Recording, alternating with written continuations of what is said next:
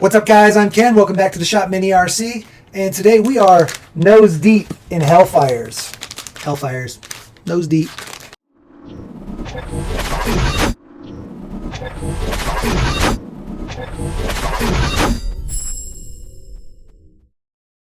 So Furitek just came out with some different KV for their Hellfire. They've got a 2500, a 3500, and I think they already had the 4500, but we needed to test it. So we got the new 2500, 3500, and 4500. And we also previously already had a 5500. That's in this guy here. You can see it right there. And we did a full deep dive on this atomic car. It's an atomic all-wheel drive. It's the SZ2, and we're running the Cyclos and the Hellfire in here. This is the 5500 Hellfire and the Cyclos. So if you want to check out that video, it's going to be right over there. Make sure you check it out. We go through the different settings in the app, I believe, in that video. So definitely worth checking out. But today we're just going to do an overview of the Cyclos and the Hellfire. We're going to talk about the 2500, the 3500, and the 4500, and why we have one of each. And we're just going to show you what our plans are for them, the cars and whatnot. Just going to kind of have a little discussion. All right, so we got all of our Furitek awesomeness. We're going to actually open them all up and pull them out because they're going to get used. No reason to keep them in these packages any longer. And this guy here is the Cyclos.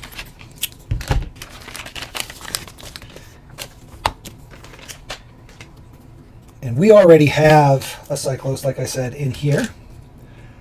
We got the version that does not have Bluetooth because we have many, many Bluetooth modules. Between all the crawlers that we have a bunch of lizards with Bluetooth modules and the other Cyclos. I don't know if we kept the I thought maybe we kept the Bluetooth on there. I think at one point we did have the Bluetooth on there when we were kind of testing and tuning, which is something awesome about the Furitek stuff. If you're used to the on-road Mini Z 128 scale and you use like Hobby Wing or some of the other programmable ESCs, you don't understand the convenience of being able to drive the car, pull off to the side of the track, make adjustments on your phone, literally live on the fly. You don't even have to hit save. Like, you can be sitting there and you can change it, your drag brake, and the second you hit the new drag brake, it's live. Like, it's such an awesome thing. And that's one thing I just love about the Furitek stuff is their app is just quick and easy to use. It doesn't take a while to update. Some of them it's like you have to pull the data, you have to wait, you update it, you save one parameter, send the data, and it's just like it takes forever to do any kind of basic updates. Whereas this, you literally just turn on the app, connect to Bluetooth, change your setting, you're done. Like, you can be driving actively and have somebody adjusting the settings while you're driving. I wouldn't necessarily recommend it, especially some of the settings, but you could do that. So just a little bit of info on this guy. It is a 2S LiPo, and you can do four times AAA battery, and it's a 20 amp or 40 amp max brushless censored. That's the important part. It's censored ESC for on-road or drift, right? And it supports, obviously, all the Hellfire motors from Furitek, as well as like the Ensotechs, the GLs, and the PNs. So like in this guy, we run the PN censored. We could throw this in there, no issues. And then in this guy, we've got just a sensorless motor, and it will run that as well. The Cyclos will also do brushed. So if you're running a brushed motor, you can run a brushed motor with this guy, which is awesome. It's got a 5.5 volt, 2 amp built-in BEC, so that is good. You also get, like I said, real-time telemetry up to 10 hertz. So, when you're in the app, you can see all your telemetry, which is pretty sweet. And of course, that app's available on the iOS and Android.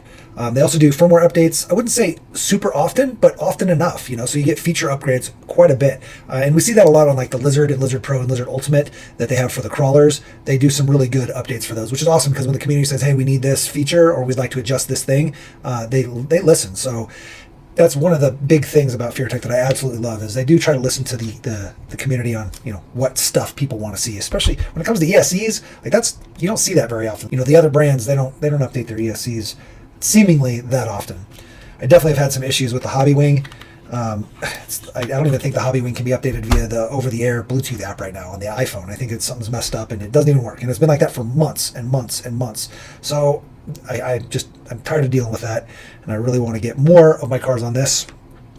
And so we're super excited to get that.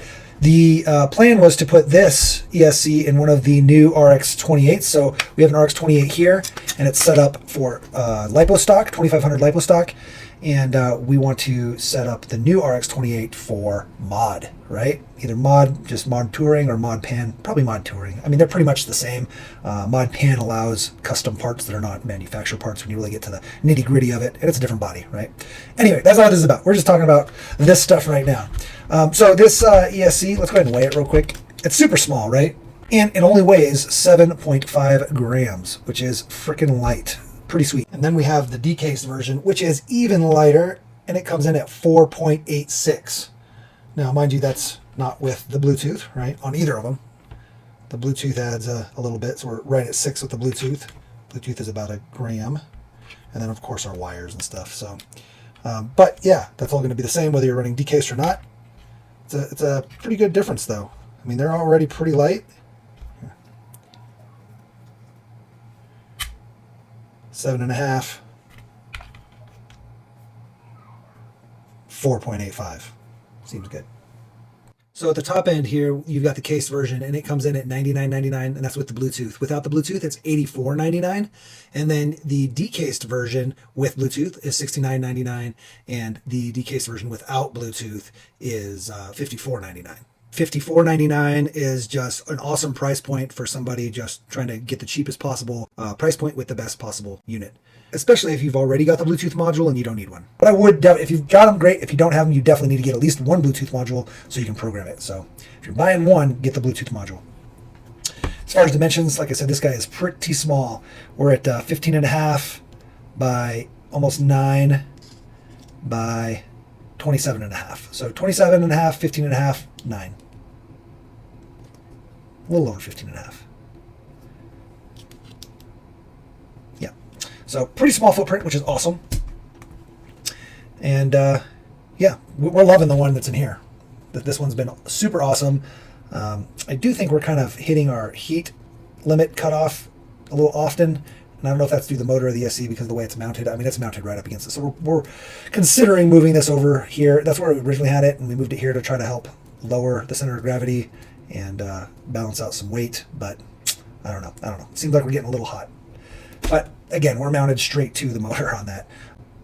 And we never had any issues when that ESC was mounted on top of the battery. So I think it's just because of the way it's mounted. Anyway, let's move on. So the three motors here, we've got the 4500, the 3500, and the 2500. You can tell the 2500 is brand new. They had to write it on the box. But on these guys, you may be asking, what do you need a 2500 for? Because a lot of people like the high KV. On-road racing, on-road touring, there are classes. And so if you already know about classes, you can skip forward, I guess, because I'm going to talk about classes a little bit in the different classes, at least for our local clubs and some of the larger races. The newest class right now is a stock class. It's called stock. Some call it pro stock. And it's basically a step above box stock. And a lot of local places and all of our local clubs, they all have changed to low LCG chassis. So the high-end low LCG chassis and LiPo. They just wanted to get away from AAA as fast as possible. There are chassis that you can use that are low CG AAA chassis. And actually we got one right here. This is a PN chassis. This is a fully built stock car or pro stock, depending on where you're at. And again, it's a AAA car, but it runs on a 3500. So a 3500 kV motor on AAA with a 16-tooth pinion and the 53 on the spur has kind of been the standard for a really long time for the next step above box stock. And again, this is called pro stock, or we just call it stock locally here. But that's kind of a global thing. If I'm thinking correctly, it's kind of the global standard, or at least the PN standard when it comes to larger races. 3500 with a 16-tooth pinion on AAA. Now, if you're to take this and just throw a LiPo in there, this 3500 is going to scream. It's going to absolutely scream. So when they decided they wanted, all of our local guys and some of the other, across the U.S. decided they wanted to do low CG chassis, whether it's a GL, an Atomic, or a Reflex, or a Nex, any of these other cars, low CG chassis for LiPo, they're just generally better cars. They handle a lot better, and the LiPo is just a huge benefit. So because the LiPo gives so much juice to the 3500, we downed the motor to a 2500 with a 12-tooth pinion. Okay, and so that makes them fairly equal. I still think this car has a huge advantage. Some will argue that it doesn't. This, when you have some good batteries and they're properly charged to get the max out, this will kind of beat this guy for a little bit, but over time these batteries slow and a LiPo doesn't. So in the long run, this car just handles better later on in the later laps. You just maintain your speed and consistency much better in a LiPo car. So anyway, the plan is a lot of places, not just locally for us, but all of the smaller hobby shops and people running their club races are moving to the 2500 12-tooth LiPo. Okay, so that was a big deal. So when Furitek first released their Hellfire, the censored motors, I was like, you know what?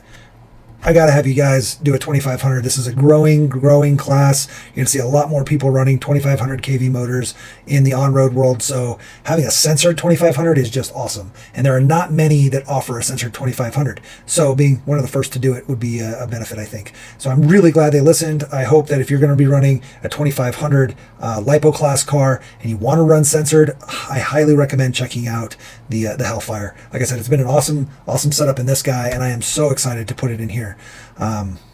Yeah, it's going to be sweet.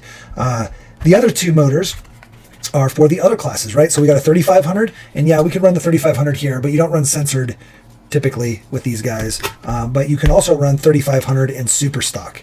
So the super stock class, which is the class that's the next step up from stock or pro stock, super stock runs a 3500, but it runs a 10-tooth, right? So everything can be the exact same, but you just change out the pinion, and now you have a super stock car. So we could take our car here, throw in our 3500 and our 10-tooth pinion, run it in super stock, right? And then for mod, you can do whatever you want. So you can run a totally different pinion. You can run the highest kV motor out there. We were recommended by a lot of our fast guys to just run a 4500. You can also do a 5500, but we wanted to check out the 4500. We have a 5500 in this guy. This is basically a mod car. You run much higher kV motors in all-wheel drive, so you probably wouldn't run like a 4500 in here. You could, I guess, depending on how you gear it, but for mod, you definitely want to go faster. So we have the 5500 in there, and if we want to, we can swap that 5500 into our mod or pan car when we get that built. But we're going to start, because we're not very good at mod or pan. We haven't run one yet. And I'm sure that everyone that knows me that runs locally is shaking in their boots if they run mod or pan, because they're worried I'm going to destroy their car. So we're just not there yet. So we need to run a much more manageable motor. And so we're going to run this guy. Again, this is the 4500. And that should be going right into the RX-28 special edition when we get that guy in. So that's specifically what we got this 4500 for. We want to show that off in the special edition along with the Cyclos. So that's going in the special edition. We're going to swap our 3500 here into our super stock. We will still be using our Mini 28 just because I want to see how that works and how that feels and how they mesh. Make sure that that works well together, and it should. There's no reason it shouldn't. My only concern is the sensor cable. I'm not sure if we use the same sensor cables here. Let's look. I think we do. I think it's the same sensor cable. So that's awesome. So we'll be able to do that. And then, of course, like I said, the 2500 will be going into our stock car, which means I still need to get another. Oh, what is this? Okay, there's a sensor. That's weird. This one came with a censored cable. With the others? Oh, the sensor cable's in the bottom. Okay, guys. Be aware. Be aware. You do have a sensor cable in the bottom of your box. I think this sensor cable is for, let's see, I'm trying to look.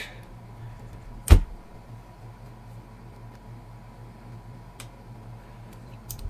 not sure which ESCs run this larger cable. Do they all run it? Oh, they do. Okay, so that's the same there. And this is different? The same? I guess you just get a sensor cable for both the ESC and the motor. So it looks like your ESC is going to come with a sensor cable, and then your motor comes with one as well. So you'll have a backup because they are the same size. The ESC does come with this guy as well. So that's your receiver cable. All right. So I think we actually threw one of them away. We sure did. This guy was in the trash. Didn't even think to open the bottom. So good to know.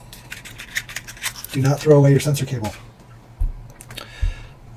So anyway, we're going to be doing the 2500 in our stock car, which means we need to get if we want to run the censored, we need to get another Cyclos or censored ESC. We'll probably get a Cyclos, because like I said, it just can't be beat when it comes to programmability, the ease of use and the programming. And there's a lot of features in there. We may run it without the censored in it, just to see how it runs in a sensorless configuration. Because some people may want to buy the motor with the sensor, and run it in a sensorless car, so that later they don't have to buy a new motor if they want to upgrade their ESC. So you just kind of buy now, cry now type of situation. Just get the better motor now, and you can always upgrade your ESC later. You can do the opposite as well. Just get your ESC, your censored ESC, and run it with your sensorless motor until you decide which motor you want. However, actually, the easy run, you can't run sensorless motors. You have to run censored. Right now, until they do an update, right now, when you try to run a sensorless motor on this ESC, it acts really, really goofy. So I don't know what that's about. But the Furitek's work just fine with a sensorless motor. So we're going to try the censored motor in a sensorless ESC. This has got the momentum in it. So we're going to run the momentum and the 2500 censored motor until we get a new censored ESC. We'll see how that goes. And then, like I said, we will run the 3500 here with the easy run, and then we will run the 4500 in our mod with the Cyclos. Again, so we'll be running Cyclos in our mod and in our all-wheel drive. And we're going to pick up another Cyclos at some point so that we can run it here. We may end up swapping this out. Who knows? This has been fine so far. It's just, like I said, right now I can't even program it with the over-the-air. You have to use the archaic card to do it. So let's talk about these motors just a little bit here. They offer the Hellfire all the way up to a 7500. And I'll put up the stats over here, and we can rate them together, I guess. So on the 2500, and I believe this is the same for all of them, your no load current at 7.4 volts is a 0.4 amps. You can run it on 2S or 3S, although the Cyclos only runs 2S. Your resistance is 0.42 ohms. Max current is 9.5 amps. It's a 2-pole. The motor size is a 15 by 25, and the shaft length is a 2 by 10. Let's just check that accuracy here. So we have a 15.03 by 25.01. And that's to the case. That's not including the bearing seat here. If you include the bearing seat, you're at 26.54. And then obviously our shaft is right there on, well, it says it's a 10, but we're really coming in at an 8.08. I'm sure if we were to go down into the bearing seat here, or whatever this is, it would be a 10. It looks like there's about 2 millimeters in there, and then the width is a 2 millimeter shaft. Well, 1.7 when you get on the groove, because there's a notch, right? All right, so all that, and then it weighs 16.8 grams. Let's do our own weighing. So ours came in a little lighter, 16.3. Let's try this one. 16.27. And a 16.78. So let's see. This is the 45. This is the 35. And this is the 25. Interesting, the 3500 is the lightest of the three. But they're all under 16.8, so that's nice.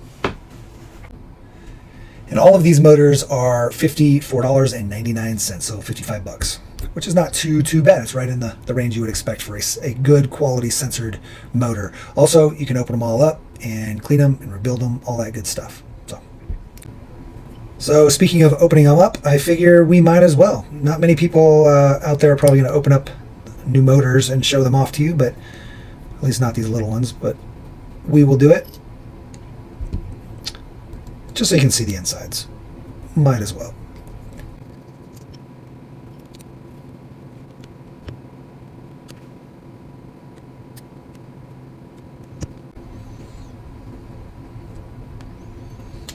So there's the rear of your case with your sensor board. I don't think this is removable. I think it's kind of molded into it a little bit or pressed in. I know on some of the motors you can remove your sensor board pretty easily.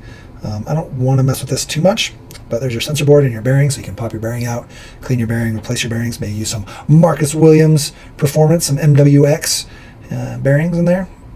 Here's our rotor. So you can shim your rotor, right? So a lot of people, when you really get into the high end, they'll shim their motors to make them faster. We've got a video on that, actually. We'll put it over here. We did it at our Mile High GP race. And there you go.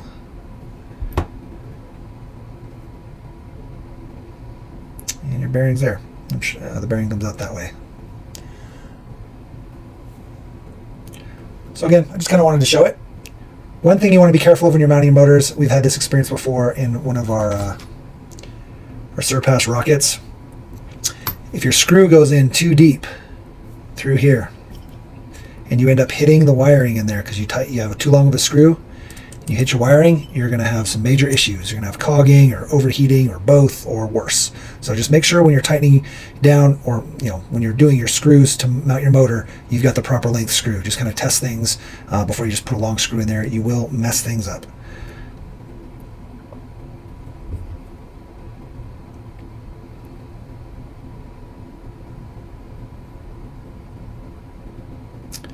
Interesting. There's like little chunks out of the rotor.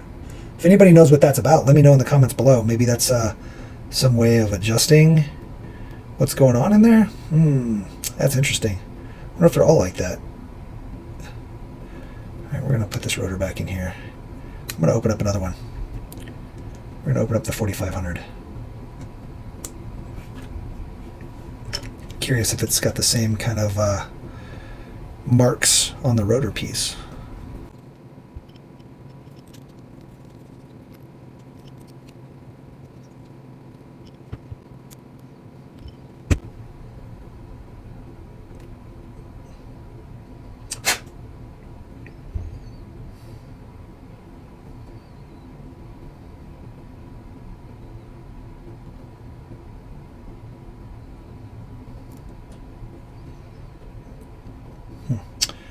The rear rotor is seated very, very well in the bearing. Let's just say that. I don't want to force it out right now. You'd probably get like a bearing or a pinion puller, or just get something down in there and push it out. Actually, here, let's just try this real quick. Yeah, that's all we needed. Just a little help. It's nice. That means, it just shows how well the tolerances are. It was just in there just right. Yeah, this guy looks like it's also got the same types of markings in it. That's interesting. I wonder what that's about. Maybe it's a way of balancing the rotor?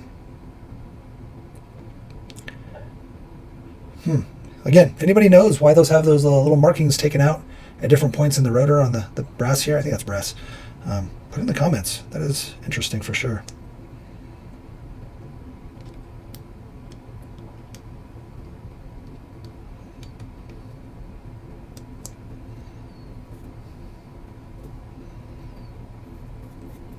All right, we'll get these back together. So I'm super excited to get these put into the cars. Building that Reflex Special Edition with the 4500 and that new Cyclos is going to be super fun. So keep an eye out for that video. Make sure you like and subscribe so that you know when that video is posted. We'll also do a bunch of other updates when we install on the stock car here, and our 3500 on our super stock. So when we get those in, we'll definitely update you guys. Right now I'm just kind of talking about the motor and the different classes. So, and if your local club racing doesn't have the lipo stock class yet, the 2500 lipo stock class, I'd highly recommend trying to convince people to convert maybe some of these guys over to that class, get some lipo running in there with the 2500 12 tooth, or even like converting these using the new PN chassis. They have the new lipo chassis, the PN 3.0, and again, it's just a 2500 with a 12 tooth, and they should be pretty equal to these guys with the 3500 and 16 tooth on AAA. It's a really fun class, especially when you get the good chassis, some good low CG chassis, and yeah, it's worth checking out. I was kind of hesitant at first too, because I had so much invested in my my AAA car. This is like a $600 car when all said and done, right? Like the cost of upgrades and all that, it's just, the front end's like $150, something like that.